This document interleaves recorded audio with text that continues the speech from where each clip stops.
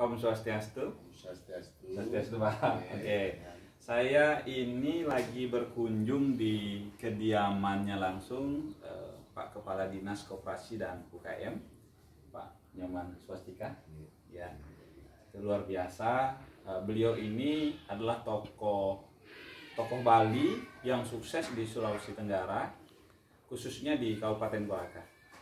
Nah, kita mau dengar kiat-kiat sukses beliau seperti apa, Pak. Maaf ini ya, buat kami belajar yang lagi belajar ini, buat adik-adik juga yang sementara belajar, apa sih yang membuat Bapak bisa berhasil seperti hari ini? Dan tidak semua orang bisa dapat job menjadi kepala dinas. Saya tahu itu, pasti itu job yang sangat sulit untuk orang dapat, itu harus berjuang gitu kan. Sedangkan Bapak sudah beberapa kali jadi kepala dinas di dua kali ya. Yang pertama di Jatimpo, Jatimpo sama Koperasi dan UKM. UKM ya, oke. Tapi sebelum tip kunci suksesnya Pak, pengalaman pribadinya, sejarahnya gitu dari mana sih, bisa dibagikan sama saya dan saya biar motivasi kita bisa berhasil seperti Bapak juga ya. Oke, ya terima kasih Pak Yan, terima kasih atas kunjungannya. Saya kenal Pak Yan itu melalui FB saja, saya lihat Bapak juga selaku wirausaha sukses juga saya lihat. Pada prinsipnya kami adalah warga transmigrasi, mungkin sama dengan Pak Yan. Saya juga transmigrasi, tapi mungkin Pak Yan transmigrasi yang dibiayai oleh pemerintah. Ya, kalau saya Bapak dibiaya transmigrasi spontan, itu yang hadir ke Kolaka ini, yang sekarang sudah menjadi Kolaka Timur, itu menjadi transmigrasi lokal. Inspirasinya Bapak, orang tua kami transmigrasi itu ingin memperbaiki taraf hidup, sehingga pada waktu kecil ya saya sekolah itu jalan kaki, SD kurang lebih 5 kilo, SMP jalan kaki kurang lebih 10 kilo, bahkan SMA di Rate-Rate itu 25 kilo naik sepeda. Naik sepeda 25 kilo, wow. Dengan kondisi jalan yang cukup parah pada waktu itu. Berlubang begini ya? Berlubang pada itu. Oh, 25 kilo? Ya, naik sepeda, berangkat jam 5 subuh, kadang sampai di rumah jam 4, jam 5 sore. Dengan pengalaman ini, dengan selalu diberikan motivasi kepada orang tua, terutama dalam kehidupan, menghadapi kehidupan sesuai dengan amalan agama Hindu, ya. Sehingga kami berempat, karena kami bersaudara 4 orang, ya. Yang pertama laki-laki semua. Aku syukur ya, motivasi Bapak datang transmigrasi itu sudah bisa lah terwujud walaupun tidak sepenuhnya. Terus sehingga kami diharuskan untuk kuliah. Mungkin saya orang Bali yang kuliah mengambil jurusan di luar non pendidikan, itu saya pertama kali itu, sehingga saya kuliah di Kendari di Universitas Sulawesi Tenggara pada waktu itu. Jadi saya selalu menempa pengalaman ilmu, bukan cuma akademik, tetapi juga bagaimana belajar tentang situasi pergaulan. Karena kita sadar bahwa kita hidup di budaya orang lain, yang nantinya budaya ini pun menjadi bagian dari diri kita sendiri. Betul, Pak. Istilahnya di mana bumi dipijak, di situ lagi dijunjung. Dalam perjalanannya alhasil kami bisa selesai sarjana, dan saya memang aktif di dalam organisasi, dalam di kampus sosial aktif, sehingga banyak yang mengenal gitu, banyak yang tahu gitu. Tentu di dalam berorganisasi dalam pergaulan itu, tentu kita pertama kita mengenal dulu adat istiadat dan budaya di mana kita bergaul, sehingga orang akan simpati kepada kita gitu. Orang akan menilai kita bahwa Nyoman ini bisa di mana-mana gitu. dalam perjalanannya ada pendaftaran penerimaan CPNS? bukan PKL kontrak, petugas konsultasi lapangan di Departemen Koperasi. Ya. Kontrak pada waktu itu saya ikut mendaftar. Alhasil dari 1.700 pendaftar, 12 yang diterima saya tercover, lalu saya ditugaskan di Buton selama 3 tahun, dan saya ikut seleksi CPNS, berhasil lolos, lalu ditempatkan di Kolaka. Di sini langsung ya? Langsung. Ya. Nah, dalam perjalanannya saya menjadi PKL spesialis. Akhirnya di Nusa Tenggara itu hanya 3 orang. PKL spesialis ini memang dibina khusus oleh 2 kementerian waktu itu, Kementerian Koperasi dan UKM dan Kementerian Keuangan, karena terkait dengan skim kredit pada waktu itu. Jadi peran PKL spesialis ini bisa memberikan jaminan terhadap pelaku usaha dan koperasi pada bank Waktu tanpa, itu ya, tanpa perlu anggunan. Oleh karena itu ini godaan bagi saya, ya, godaan. Oleh karena itu saya selalu mendengar nasihat orang tua, kamu nantinya akan menjadi pejabat publik, ya jaga hatimu, jaga dalam hal sisi pelayanannya harus menggunakan hati, jaga dalam membuat kebijakan juga dengan hati, ya. Sehingga kebijakan-kebijakan yang diambil itu menyenangkan semua pihak. Sehingga orang tua saya yang bapak saya itu kan buta huruf, Pak. ya. Tapi bagi saya beliau itu teladan yang luar biasa. Falsafah hidupnya luar biasa seperti itu. Jadi kami diajari semua anaknya bagaimana menjalani kehidupan itu dengan penuh ikhlas, penuh keikhlasan. Apapun yang terjadi, karena kita ini yakin dengan karma pala, karena kita lahir juga dengan karma pala kita, ya. Jadi mungkin di kehidupan yang terdahulu, ya seperti itu, ya, sehingga kita seperti ini. Jadi trik-trik saya untuk bisa sampai menjadi kepala dinas, pada prinsipnya itu saya bekerja dengan hati, ya. Jadi tentu kalau dengan hati sudah tulus, sudah ikhlas, dan konsep dalam agama Hindu akarya tanpa pemberi, ya. Karena apapun yang kau kerjakan pasti ada hasilnya, ya. Jangan menunggu hasil, karena hasil itu akan datang dengan sendirinya, ya. Seperti itu. Nah, oleh karena itu saya bekerja saja sesuai dengan tatanan, aturan, dan etika di dalam pergaulan, ya, sehingga saya berharap sebenarnya bagaimana saya bisa menyenangkan semua orang, semua pihak. Tapi karena mungkin Pak. Ya, itu kan harapan, Pak. Harapan, ya. Cuma penjual es krim itu Pak. Nah, minimal dengan orang yang kita senangkan ada dukungan, ada doa dan sebagainya. Nah, terus setelah Ortoda pada waktu itu karena Capil, ya, di desa kependudukan Capil ini membutuhkan orang Hindu, ya, untuk yang ngurusi perkawinan dan sebagainya, kan. Maka saya ditugaskan dari koperasi ke dinas kependudukan dan sipil itu sebagai kepala seksi.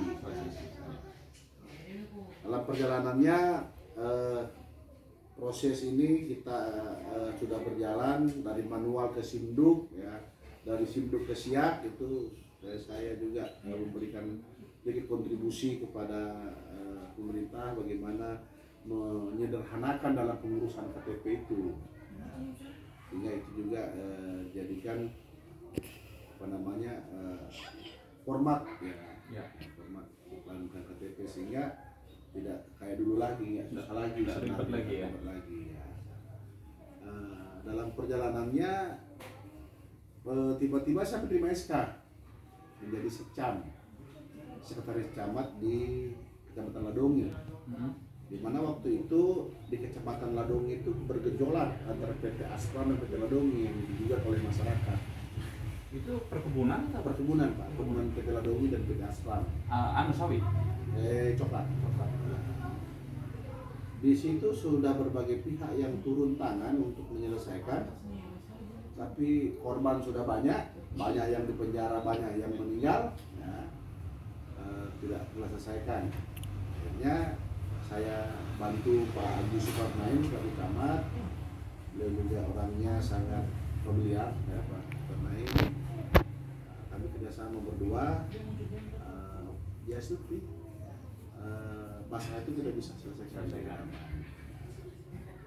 Mungkin dengan itu Pak Haji Buari Mata selaku bupati pada saat itu melihat saya harus diberikan porsi, ya, maka dimakamkanlah Kecamatan Ladomi itu menjadi Kecamatan Pulia juga. Ya. Jadi satu kecamatan jadi dua.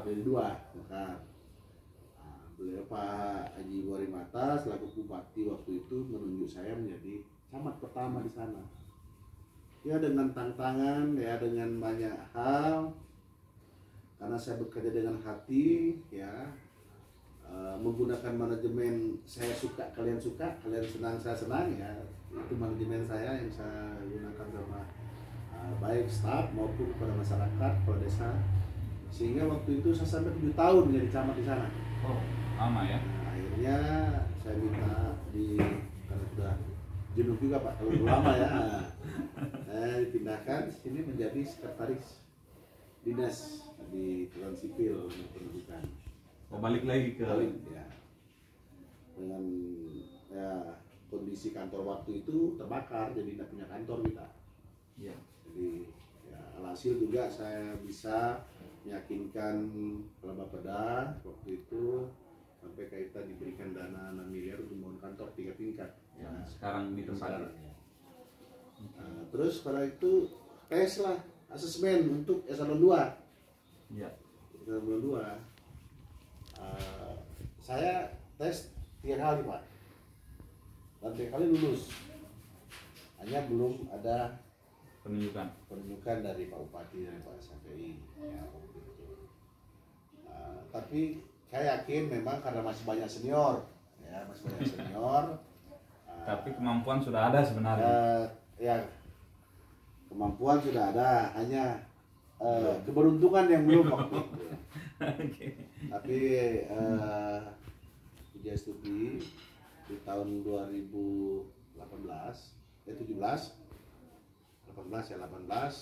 beliau memilih saya untuk menjadi kepala dinas Kominfo, komunikasi dan informasi. Ya, waktu itu.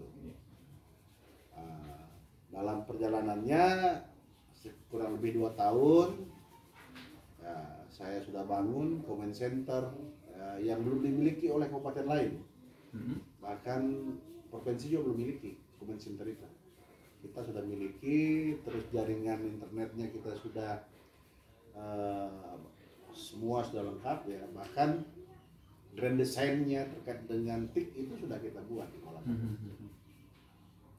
Mungkin beliau melihat bahwa tinggal dilanjutkan, masih ada mungkin perlu dibenahi, maka dipindahkan lagi di dinas koperasi dan UKM. Ya, oke ya. Oke. Gitu. Sampai sekarang. Oke ya. Oke, ada nggak tantangan Pak? Kan ini proses ini panjang nih Pak, bukan pendek. Tantangan yang paling berat apa Pak? Tantangan yang paling berat sih melawan keinginan. Hawa nafsu ya. Iya.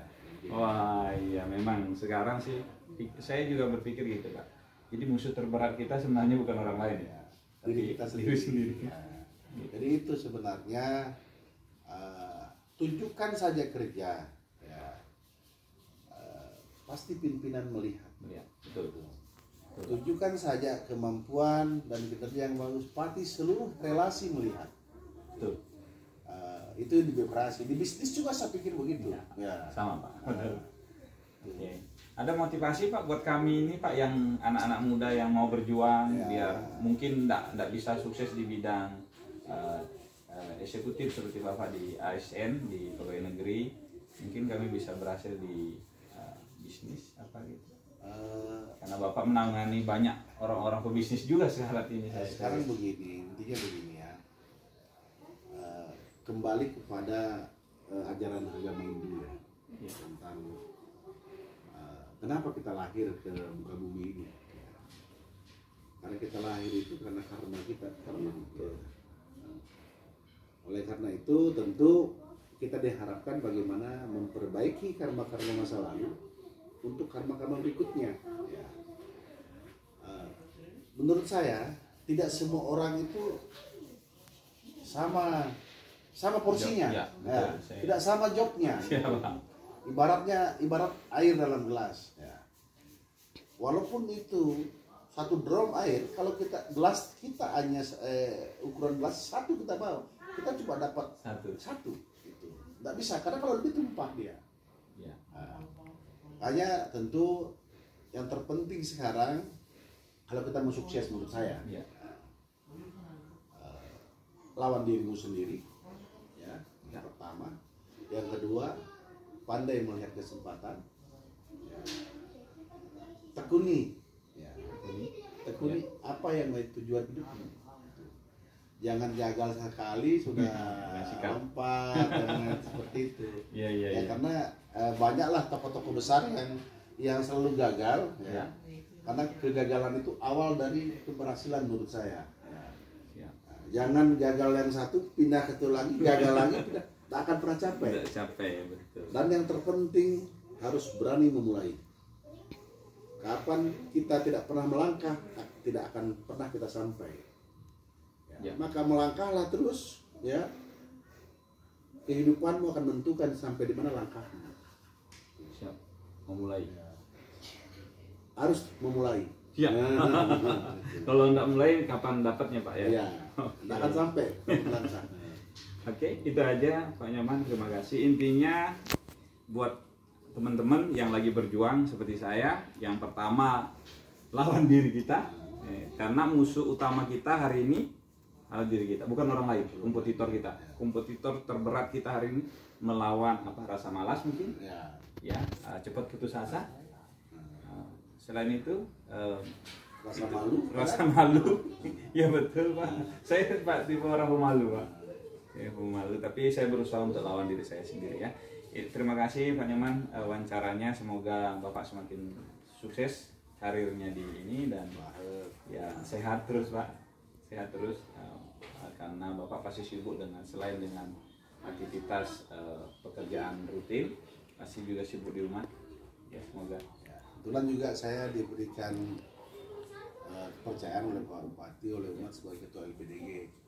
Siap. Sukses Pak ya, sukses terus ya. Oke, terima kasih Om Santi Om.